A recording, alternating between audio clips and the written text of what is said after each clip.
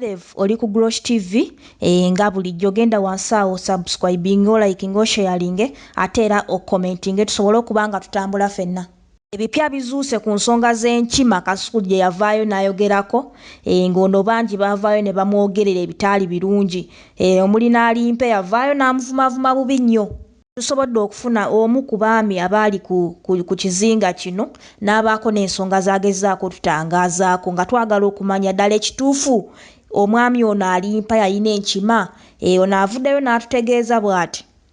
Soko ndiremu awo katini nnyo byatandika bitaka sitola anti nze ono Kanani yabadde andiramu wano nga tabimalaayo. Aha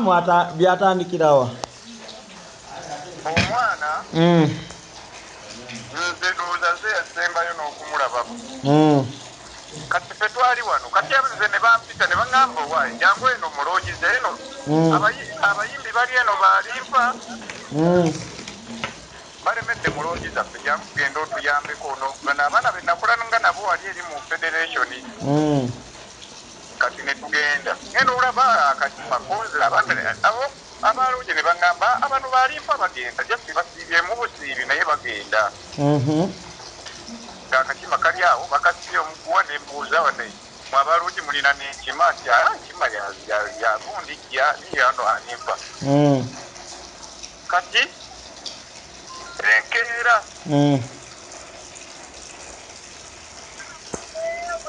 enkeera kati enkeera abasajja nga mpulira tewe simanyi accident omwana yaguddeko ne mbagamba tekisoboka omuntu gwe nabadde naye wana eno kati sokolindekaawo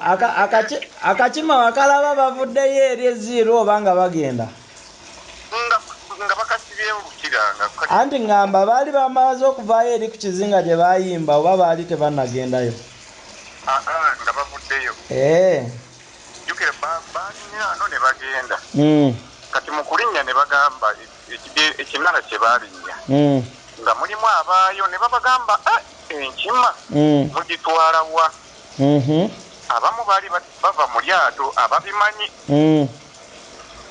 kati bo bano n'abayimbi bo ne bayekyanga ne bagamba oba batuganya okugenda n'enkima yaffe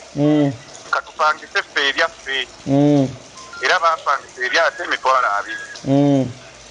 neri bavuga kati baba batuuka ne babagamba bannaye kuno tekulinnya nkima wabula kye muba mukola kale nga we muzze nayo mugireke mu lyato kasita nsibe eriko oluguwa mugisibe mu lyato okuyimba bukunaaba kuwedde era mugisange mu lyato naye nga terinnye ku ttaka lya kuno maama Alimpa yanoonya bunoonya bokisi ya sabbuuni ng'ateekamu kakima ng'akakukusa paka ku sho olwava ku sho nga balinnya ekinala ekigundi kyabwe eryato lyabwe Saidi Kabuye ye yali akyaliyo kubanga sho zaali zigenda mu maaso nekyaleka teryatambula bulungi n'abeesibakaawo n'abagamba banne munze muntwale nange muntwale ne bamugamba ogenda wa bino bye yamanyiranga akaaba nga bagamba kale katugende naye era nga bajja ne basomoka bulungi ne batuuka wano esemi ne batugenda mu loogi ne beebaka emisana lwonna kati ssaawa 4 ez'ekiro ne balyoka bavaamu nga bagenda kweyo sho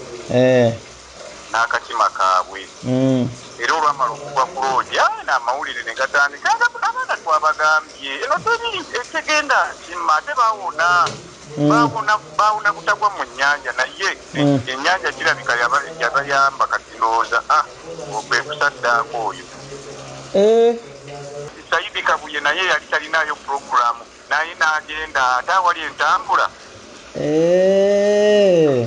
kaakati abataalina puroguramu ndowooza olaba ekyabatuukako kugaba talina puroguramu eri atachiti nnyo ku kakima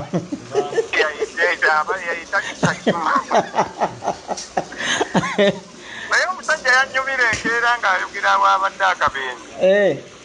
yaga akakima kaakali wali ku bbali naye kafunye ebisago kakali kalamu naye kaakali kafunye ebisago akebakasibyewo n'amasimu gakuba ne twogera ne bennyini abaali ku siini Kimu ne bamukubira jjukira jjajja Kimu nga bamukubira bonna abaali ku siini awo kati naye ate nankubira nangamba gundi aŋŋambye bw'ati bakasasa abo kale ekintu kye bayita omuti n'enkima kati awo naawe wenyini bw'obiraba odduka kakati nze nkubuulira ebigambo bino nendaba enkima emisinde gye nteekako togimanyi oli ajja nga akakutte mu ngalo nti biki mmanya bumanya nti ho oya obulamu nkyabwagala awo oba olabawo kyalimpa ate kati abwaire alimpa oba omulaba bulabi kale nze kankute naye baaba tubadde eno nga tukuba mpaka ko nze kankubire yakalabako yennyini. Kino kireetedde ne Hassan Nduga okuba akayimba abantu tebayambika. Mire ku Glosh TV bwino omulala tumuleeta ky'oba olina okukola genda wansi awo subscribing o liking ate era osharinge Glosh TV.